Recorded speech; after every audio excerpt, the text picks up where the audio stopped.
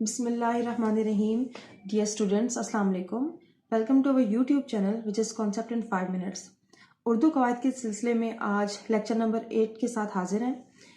اس میں آج ہم اسم مصدر، اسم جامد اور اسم مشتق کے بارے میں پڑھیں گے. سب سے پہلے اسم مصدر کے بارے میں پڑھیں گے. اسم مصدر وہ اسم ہے جو خود کسی دوسرے اسم سے نہ بنا ہو لیکن اس سے بہت سارے اسم اور فعل بن سکیں. مثلا لکھنا سے لکھنے والا یا لکھ رہی تھی.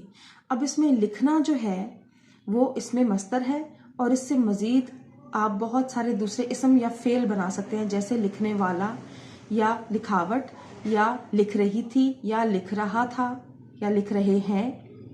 ٹھیک ہے، تو یہ لکھنا جو ہے وہ اسم مصدر ہے اور اس سے مزید آپ اسم یا فعل بنا سکتے ہیں.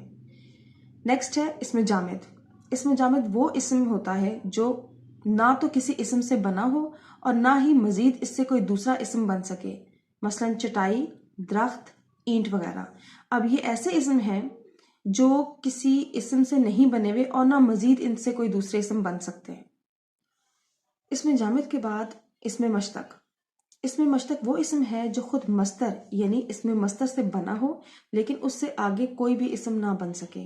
جیسے لکھنا سے لکھنے والا اور لکھنے والا سے آگے کوئی اسم نہیں بن سکتا. تو اس میں مشتق وہ اسم ہے جو خود مصدر سے بنا ہوا ہے لیکن اس سے مزید آگے کوئی بھی اسم نہیں بن سکتا. تو اسٹوڈنٹس، آج ہم نے اسم مصدر، اسم جامد اور اسم مشتق کے بارے میں پڑھا. اوکے اسٹوڈنٹس، اب اس کو ایک اوور ویو میں دوبارہ سے آپ کو فوراً سے دے دیتی ہوں. ٹھیک ہے، اسم مصدر وہ اسم ہے جو کسی دوسرے اسم سے نہیں بنتا لیکن اس سے مزید بہت سارے اسم اور فعل بن سکتے ہیں. اور اسم جامد، جیسے اس کے نام سے ظاہر ہے، وہ اسم جو خود بھی کسی اسم سے نہیں بنتا اور نہ ہی اس سے کوئی دوسرا اسم بنتا ہے. اور اسم مشتق جو خود مصدر یعنی اس مصدر سے بنتا ہے لیکن مزید اس سے آگے کوئی بھی اسم نہیں بن سکتا. تو یہ تھی ہماری آج کی ویڈیو. امید ہے کہ آپ کو اچھے سے سمجھ آئی ہوگی اور ہمارے چینل کو سبسکرائب لازمی کیجیے اور ویڈیو کو لائک، شیئر اور کمنٹ ضرور کیجیے. Thank you so much.